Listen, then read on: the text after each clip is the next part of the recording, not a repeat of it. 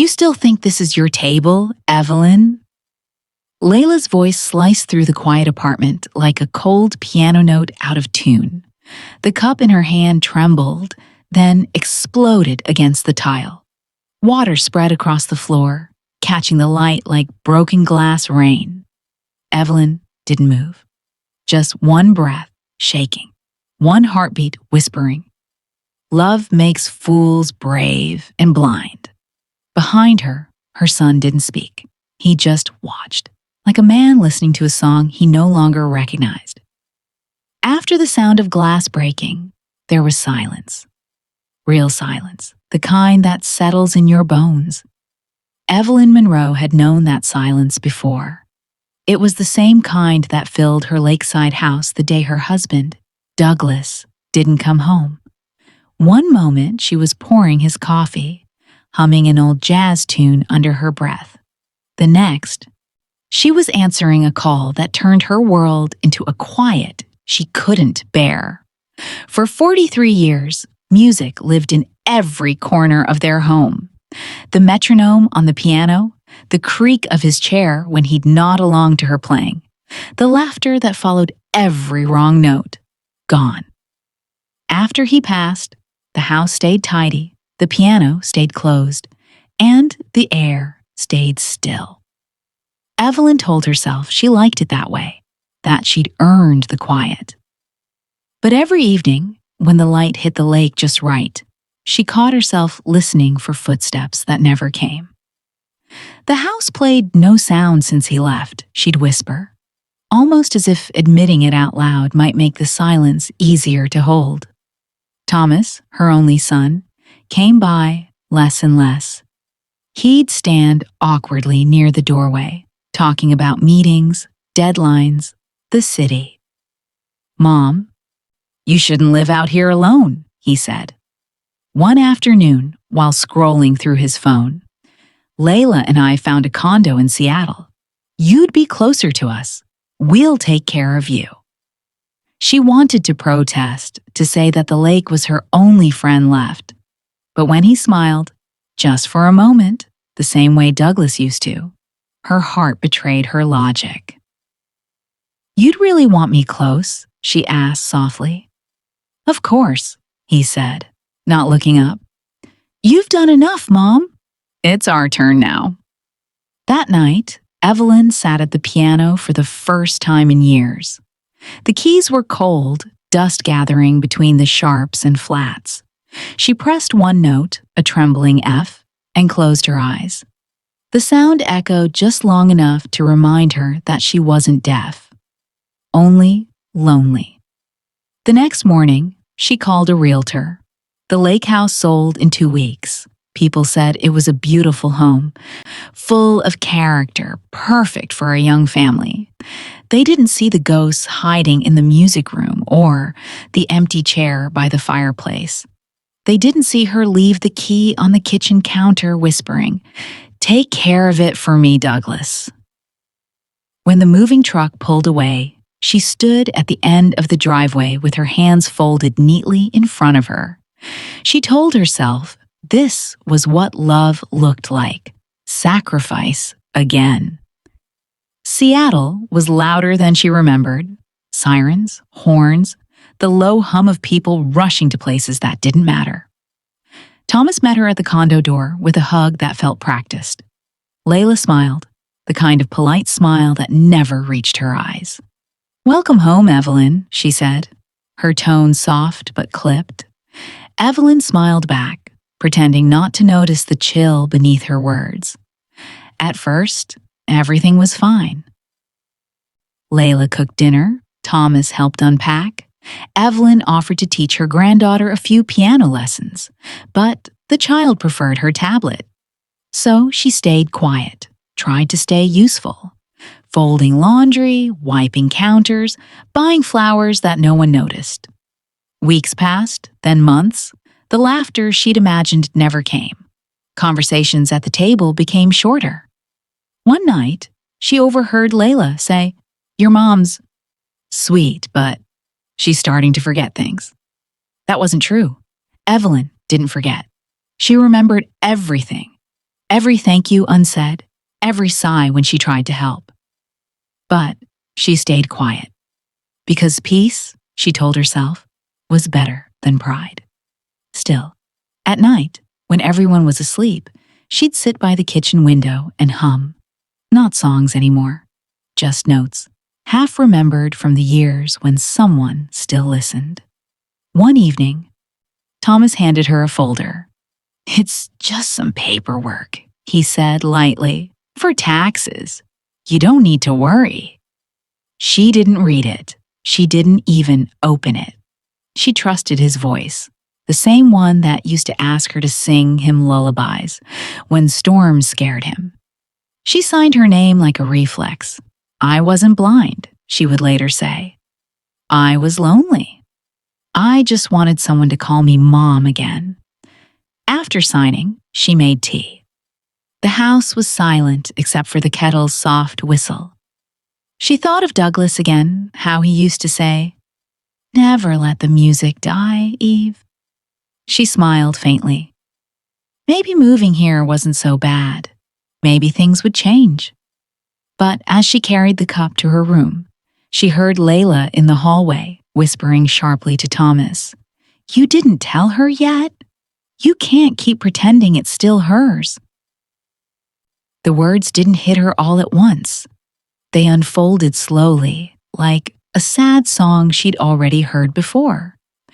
Evelyn set the cup down and sat on the edge of her bed.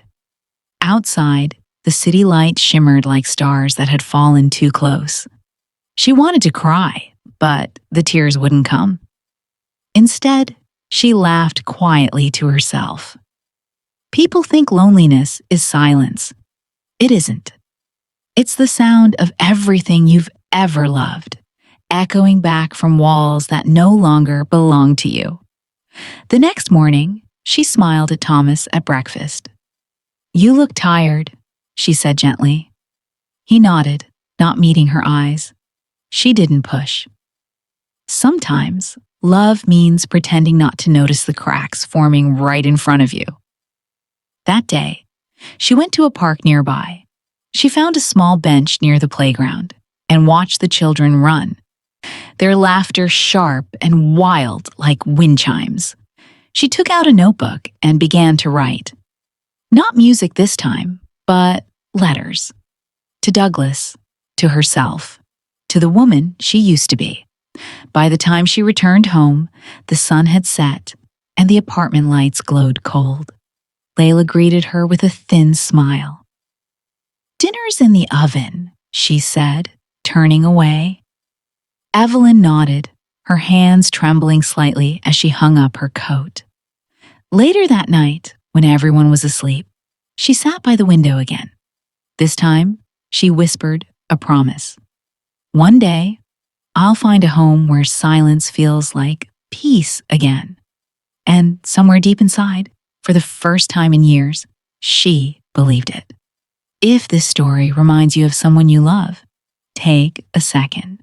Call them, visit them, or just send this video their way. Sometimes, love is just being heard. The papers sat on the lawyer's desk, neat and official, stamped with words that made Evelyn's stomach tighten. She didn't understand most of it, lines, clauses, signatures, but she didn't need to.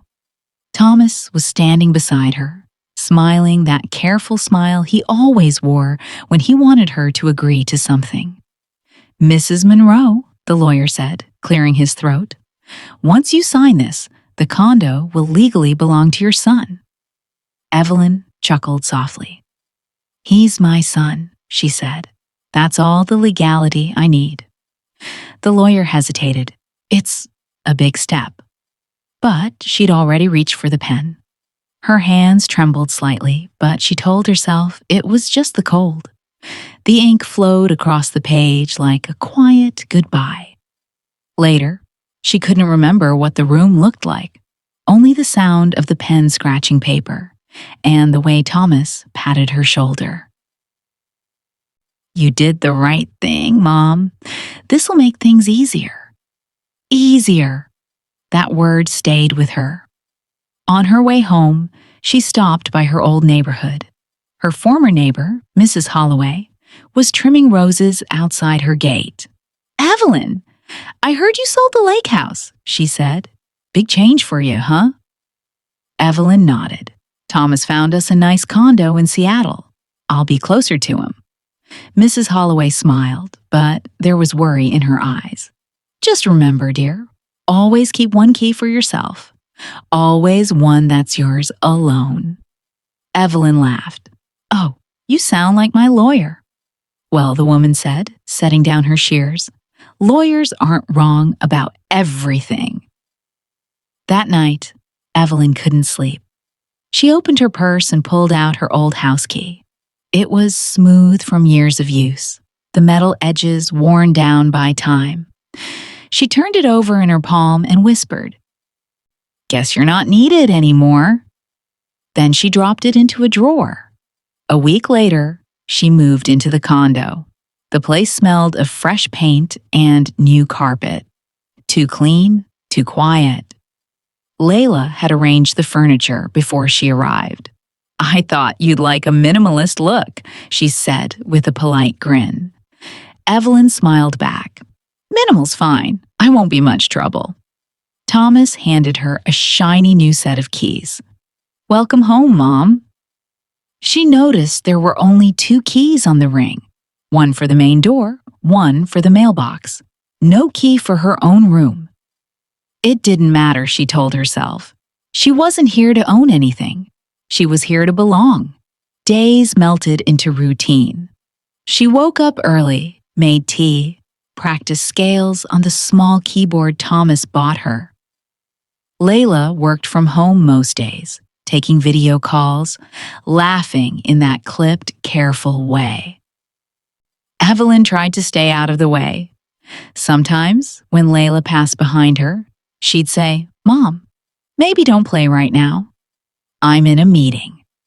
Evelyn would nod, close the lid, and hum quietly instead. At dinner one evening, Thomas mentioned, "The condo's officially under my name now." The lawyer said everything went through. Layla clapped lightly. "Good. It's simpler that way." Evelyn looked up from her soup. "Oh, already? That was fast." "Yeah," Thomas said, not meeting her eyes. "You don't have to worry about any of that stuff now. It's just paperwork." She smiled faintly. "I know." After dinner, she walked out to the balcony. The city below buzzed like a low chord, constant, mechanical. Nothing like the soft rhythm of the lake she'd left behind.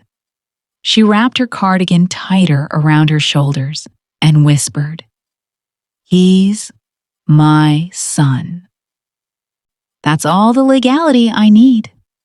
But a part of her, the quiet part that had learned to listen to silence, wondered if trust could ever be written into law.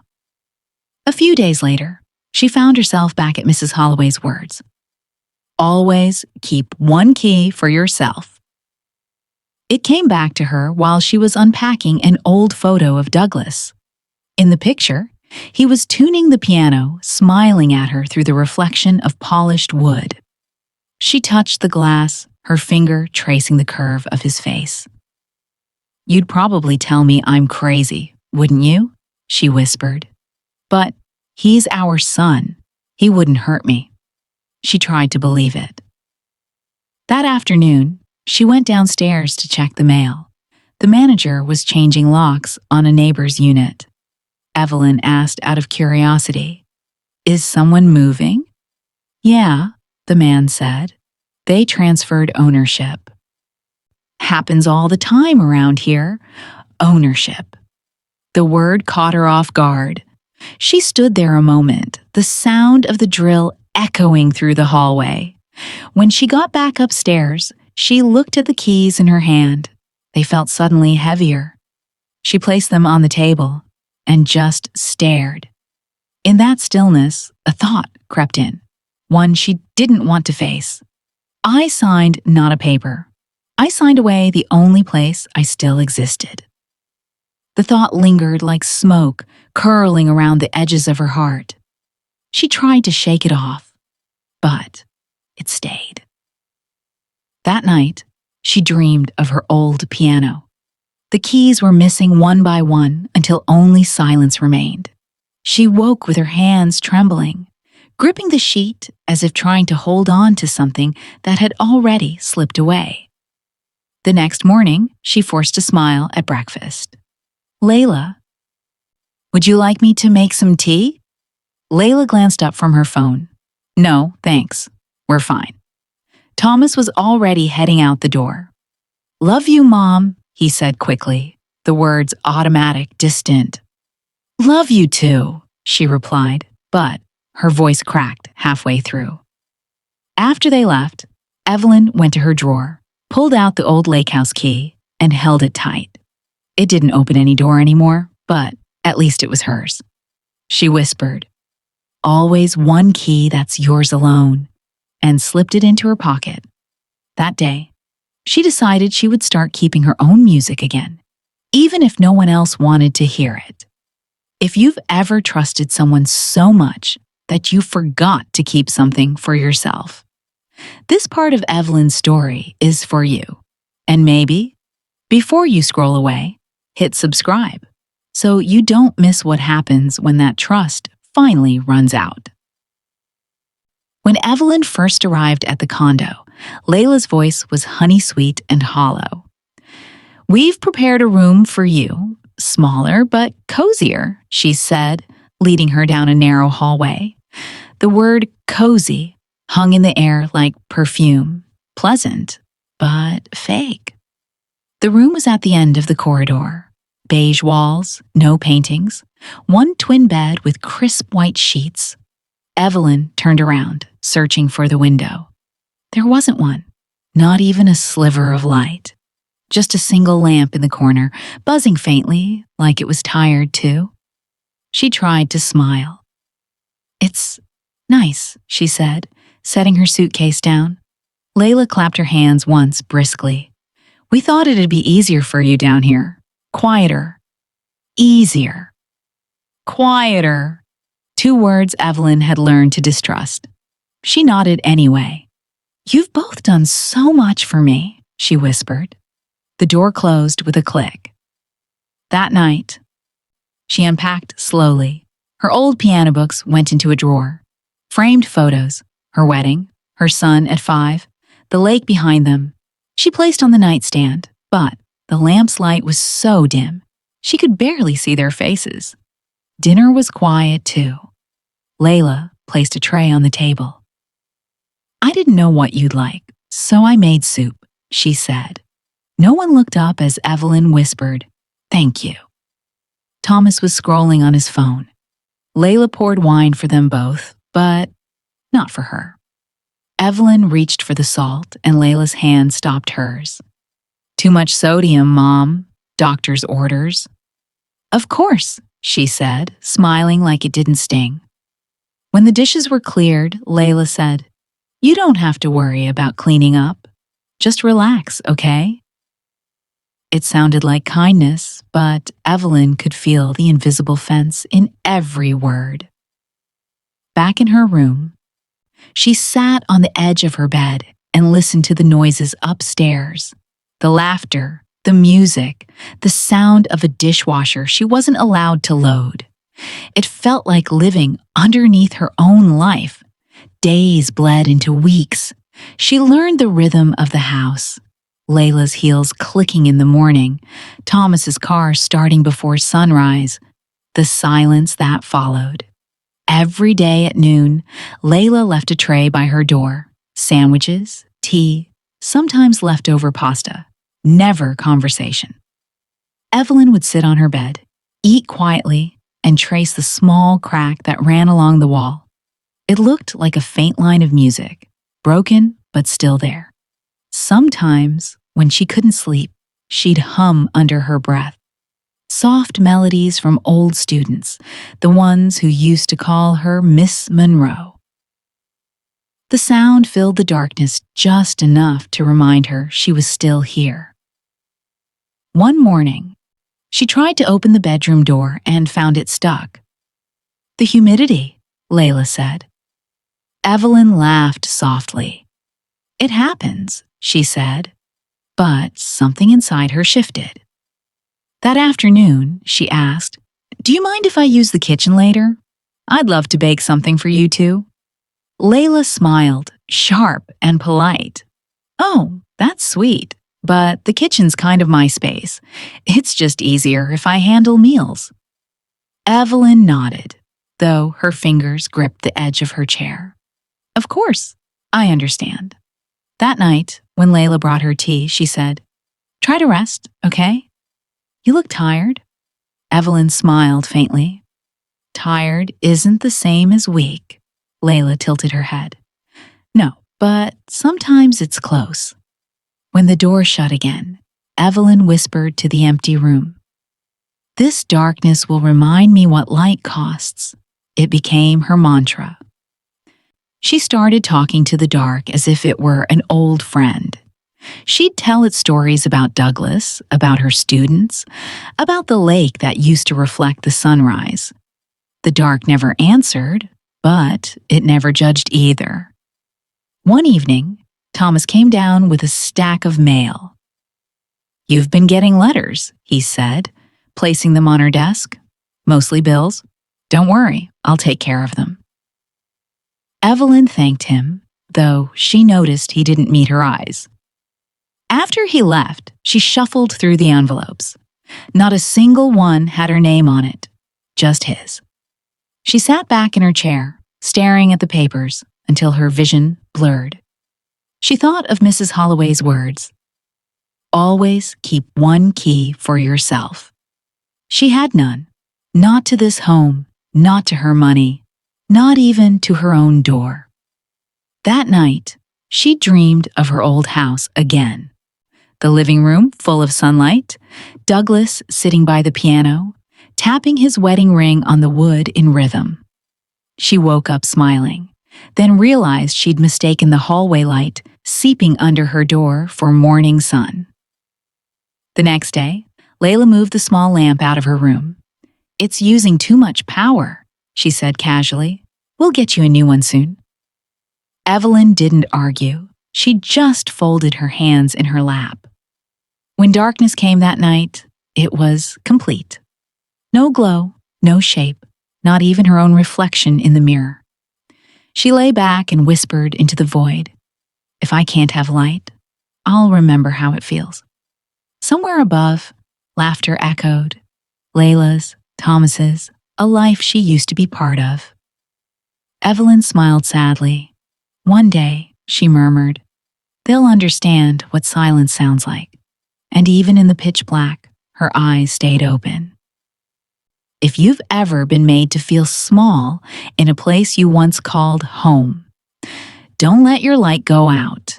Keep it, even if it's only in your memory. And if this story speaks to you, share it. Because someone out there might be sitting in their own dark room tonight, waiting to remember the light. It was close to midnight when Evelyn heard it. A faint scratch, followed by a soft thump. For a second, she thought she imagined it. The house had a way of making strange noises, like it was breathing secrets through its walls. But then she saw it. An envelope slipped under her door, the corner catching the light from the hallway. She hesitated before picking it up. Her name wasn't written on the front, only 2 words, "For you." Her hands shook as she opened it.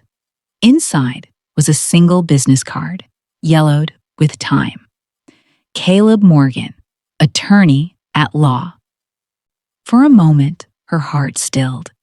She hadn't heard that name in months. She thought he'd forgotten about her, like everyone else eventually did. The air in the room felt heavier. She sat down on her bed, the envelope still in her lap. Who had put it there? Thomas? No, Layla never would. The thought made her chest tighten. Evelyn turned the card over. On the back, written in Caleb's tidy handwriting, was a single line. "If you ever feel trapped, there's always a window." She stared at the words, whispering them aloud. A window. It sounded almost holy in that dark, windowless room. She hadn't seen sunlight in weeks. Not real sunlight anyway. Only the sliver that sometimes bled through the crack beneath her door. She found her old phone at the bottom of the drawer, the battery long dead. She plugged it in and waited. When it finally buzzed to life, she dialed the number on the card with trembling fingers. The line rang twice. Then a familiar voice answered, calm and steady. Mrs. Monroe? Her throat tightened. Mr. Morgan. I wasn't sure you'd remember me. I remember people who sign things they shouldn't, he said, a faint humor in his voice. Are you all right? She glanced at the door, lowering her voice. I'm fine, just tired. He sighed softly. I'm guessing that means you're not fine. Tell me, was the transfer voluntary? Evelyn swallowed. I signed it willingly, but I didn't understand what it meant. Did anyone pressure you? She paused. They said it would make things easier. I didn't want to cause trouble. That's not pressure, he said, but it might still be enough. If the transfer was made under duress or manipulation, we can reopen it. There was a long silence on the line. Evelyn felt her pulse in her ears. Mr. Morgan. Are you saying I could get it back? He hesitated before replying. We may have a legal window, Mrs. Monroe. If we act carefully, it's possible. She laughed quietly, though it came out broken. A window? I haven't had one for months. I know, he said gently, but sometimes light comes through in ways you don't expect. After the call ended, Evelyn sat in the dark for a long time. She held the card against her chest, feeling its edges press into her palm. For the first time in weeks, her breathing felt steady. That night, she dreamed of her old house by the lake again, but this time, the windows were open. The curtains danced in the breeze, and Douglas was sitting by the piano, tapping the rhythm of an old waltz on the lid. When she woke up, she was smiling. In the morning, sunlight leaked faintly through the hallway crack. It wasn't much, just a line of gold on the floor. But it was enough to make her move. At breakfast, Layla set a plate in front of her without a word. Thomas was buried in his phone as usual. Evelyn looked at them both and asked softly, Do you ever miss the sound of the lake? Layla frowned. The lake? Yes, Evelyn said. How quiet it was. How honest. Thomas looked up, confused. Mom, are you okay? She smiled. I think so. For the first time in a while. Layla exchanged a look with him but said nothing. Evelyn noticed the hesitation in her daughter-in-law's eyes. A flicker of unease. It almost made her laugh. When they left for work, she stayed behind, pacing the living room. Her heart was beating fast, not from fear, but from something stronger, momentum. She pulled out an old notebook and began writing everything down. Dates, conversations, what she'd signed, what she hadn't. Her handwriting shook, but her thoughts were clear. Each word she wrote was a piece of herself she'd thought was gone. By evening, she placed the card back under her pillow, like a secret talisman. The envelope that had once terrified her now looked like a lifeline. That night, the wind outside howled against the walls. The lamp flickered. Evelyn whispered to the dark, You can't keep me here. It wasn't a plea. It was a promise. For the first time, she didn't see her room as a prison. She saw it as a starting point, a place to remember who she was before silence became survival. When she closed her eyes, she imagined the faintest glow pushing through a window that didn't yet exist, but someday would, and somewhere. On the other side of that glow, she could almost hear Douglas's voice again, saying softly, Play it, Eve. Don't stop now. If you've ever felt trapped by your own kindness, if you've ever given too much in the name of love, remember this. Even in the darkest room, there's always a window. You just have to find the courage to open it. And if Evelyn's story feels close to yours, stay with me. The next chapter isn't about what she lost. It's about what she decided to take back. The restaurant was dressed in gold that night. Candles, laughter, the hum of 100 conversations blending together. Thomas's birthday, 60 guests, one long table, and a son too busy shaking hands to notice the mother sitting quietly at the end. Evelyn smoothed her dress, the same soft gray one she'd worn when she first moved in. Layla had told her, "Don't worry about gifts, just show up and behave." It sounded polite, but the words still stung.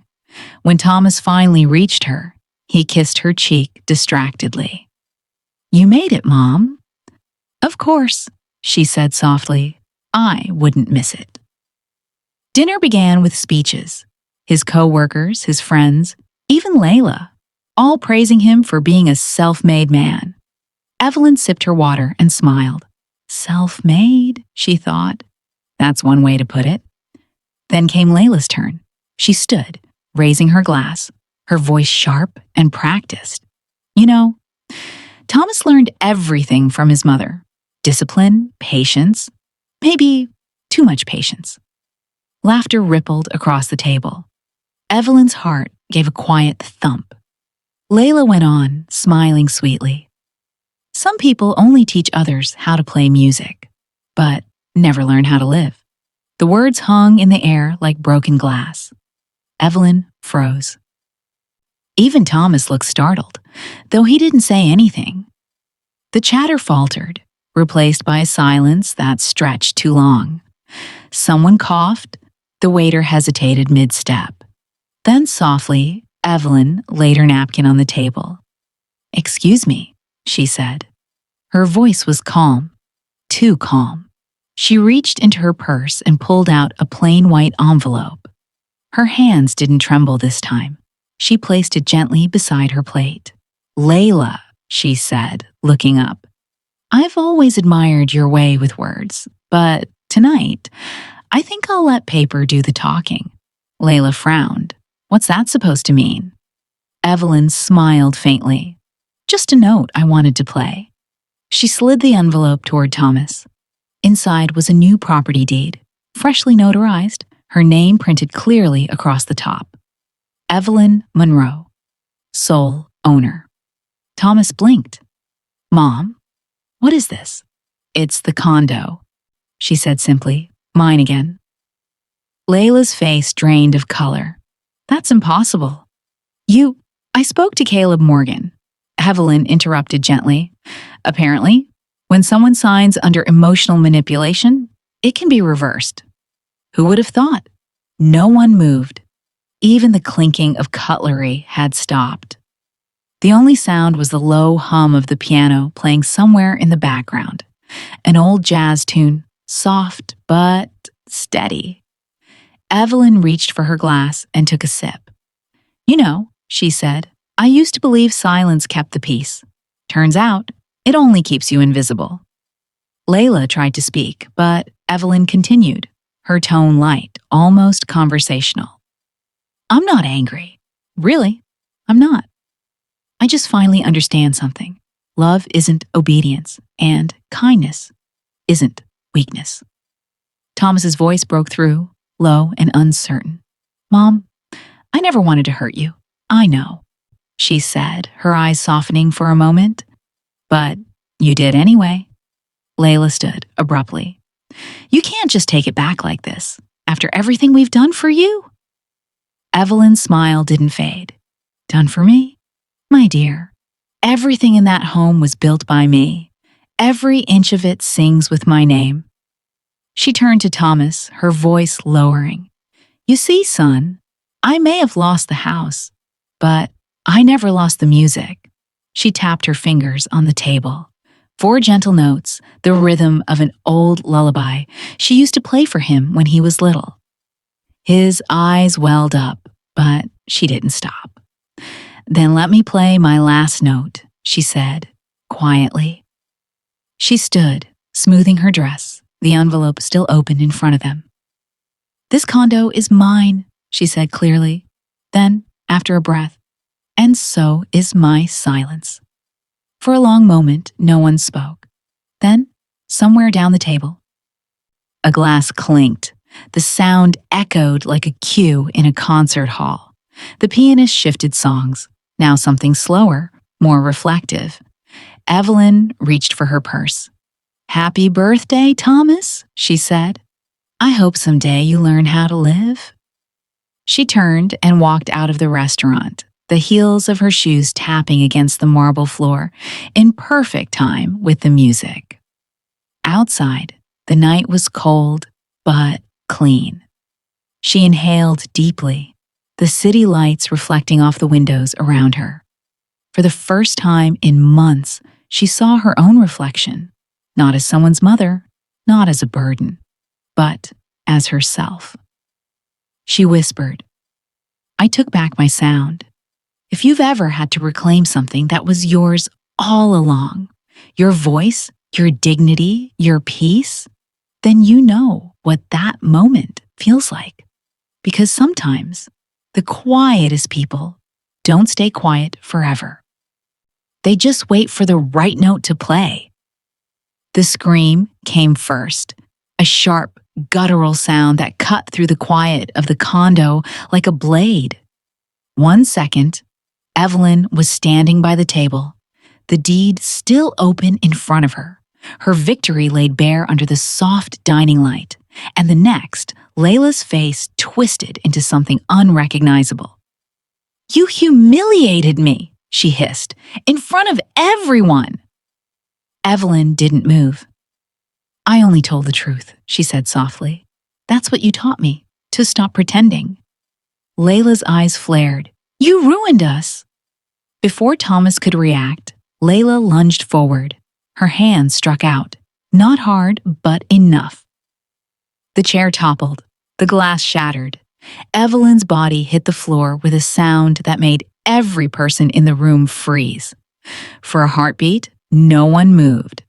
Then Thomas shouted, "Mom." He knelt beside her, his voice trembling. "Mom, can you hear me?" Evelyn's eyes fluttered open, her breath shallow. "I'm fine," she whispered, though her body said otherwise. "Call 911, Thomas yelled. "Now." Layla stepped back, pale as chalk.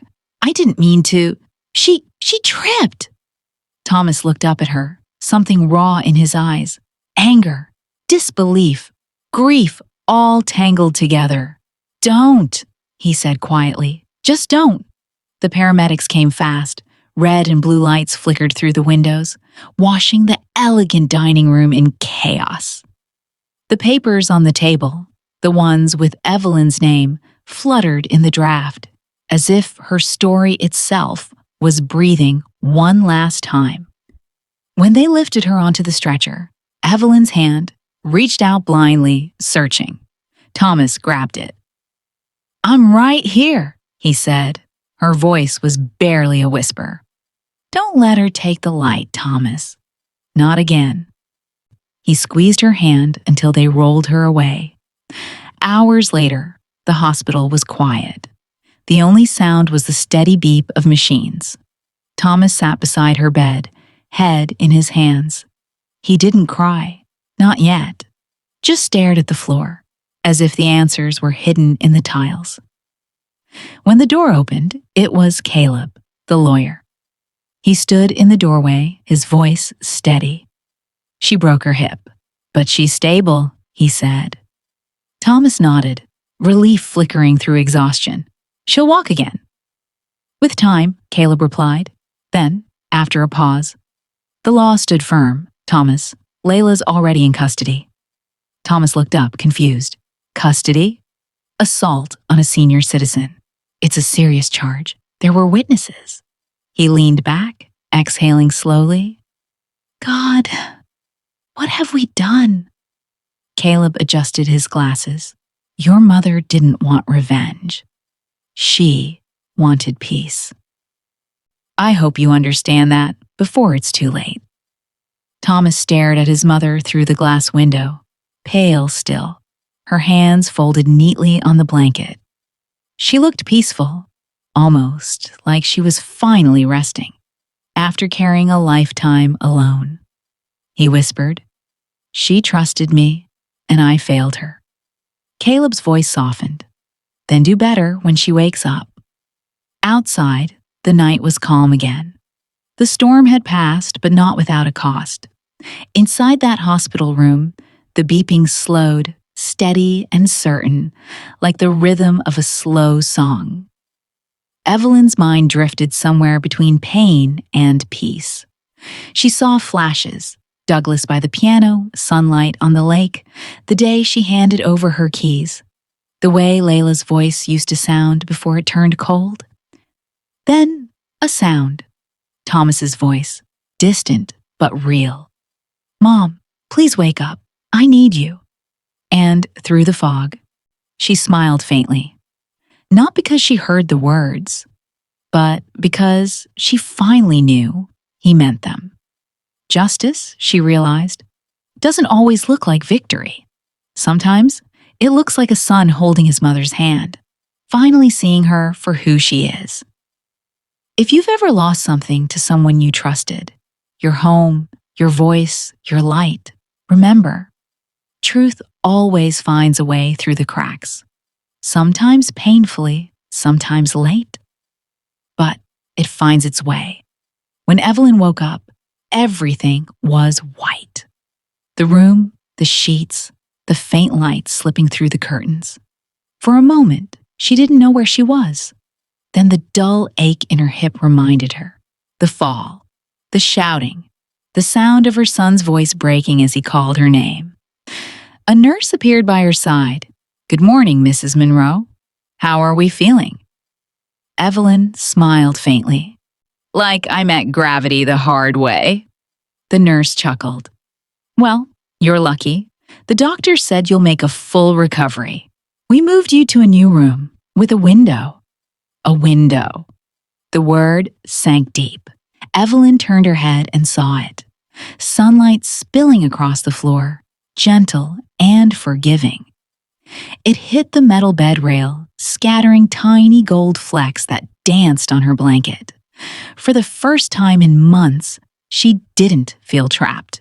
She whispered to herself, "Maybe it's time." Later that afternoon, the door creaked open. Thomas stepped in quietly, a bouquet of tulips trembling in his hands. He looked older, worn out, like guilt itself had aged him overnight. "Hey, Mom," he said softly. Evelyn smiled, though her voice came out tired. "Thomas, you look like you haven't slept." "I haven't," he admitted. "I couldn't." He sat beside her bed, his hands fidgeting. They arrested Layla. She nodded slowly. "I know, she shouldn't have done that, but I should have stopped her. I should have done a lot of things." Evelyn turned to him. "We can't rewrite what's done, Thomas." He swallowed hard. "I was lost, Mom. I didn't mean for any of this to happen. I thought I was protecting my family." Her voice was quiet, almost a sigh. "And you were? You just forgot I was part of it." Tears welled in his eyes. "I don't know how to fix this." She reached for his hand, her fingers frail but steady. "Then find your way, son. Just not through me anymore." He looked up, searching her face. There was no anger there, no blame, just a softness that came from exhaustion and something deeper. Understanding. She squeezed his hand lightly. "You're still my boy, but it's time you learn that love doesn't mean control. And forgiveness doesn't mean forgetting." For a while, neither of them spoke. The only sound was the faint rhythm of her monitor, steady and calm. Outside, a bird landed on the window ledge, a small thing, chest rising and falling against the glass. Evelyn smiled at it. The nurse wasn't lying. The view was beautiful.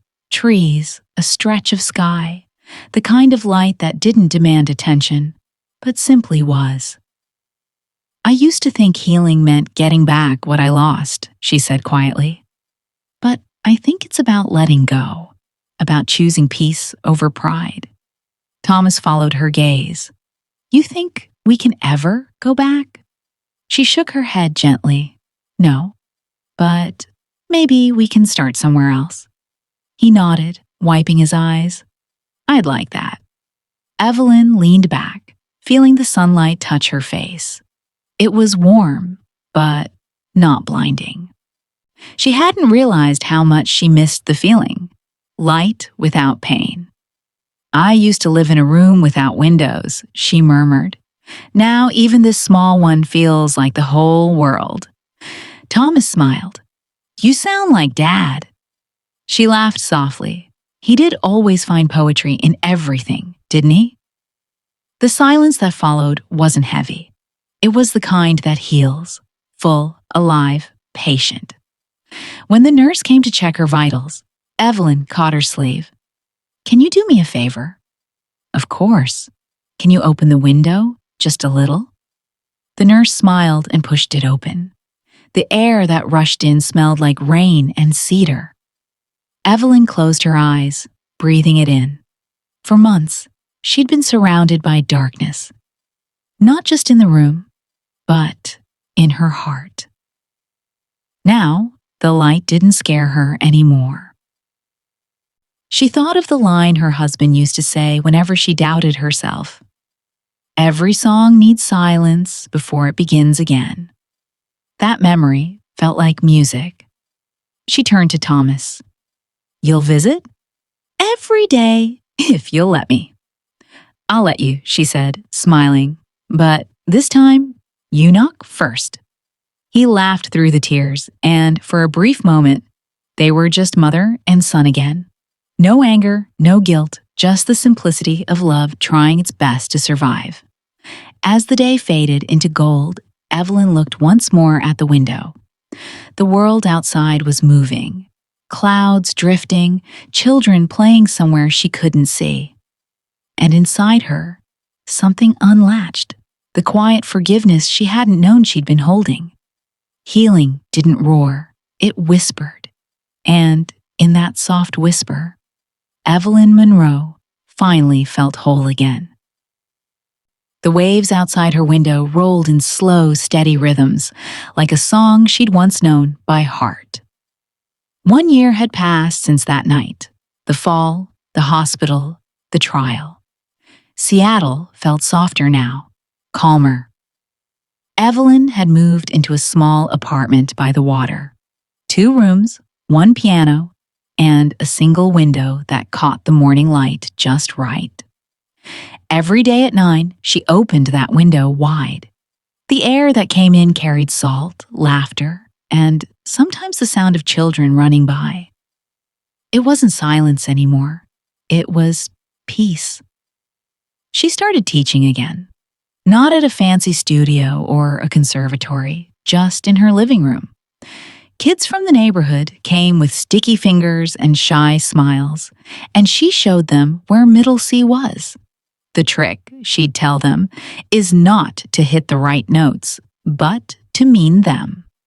Sometimes she'd look at her students and remember her own son, how he used to sit beside her as a boy, legs swinging off the piano bench, pretending to play along. The memory didn't hurt like it used to. It just sat quietly, like an old photograph you no longer have to hide. Thomas visited every Sunday now. He brought flowers, groceries, sometimes coffee from the shop she liked. They didn't talk about the past much. They didn't need to. One afternoon, as the sun slipped low, he asked, "Do you ever miss the old house?" Evelyn smiled. "No, I miss the music that used to live there. But I brought that with me." He nodded, looking around the room. The piano, the books, the chimes by the window. It was simple, but warm. "It feels like you," he said. She laughed softly. That's the point, isn't it? When he left that day, she walked to the piano. Her fingers hovered over the keys for a long time before she began to play. It was a piece she hadn't touched in years, one her husband used to love. Slow, tender, full of pauses. The kind of song that breathes between every note.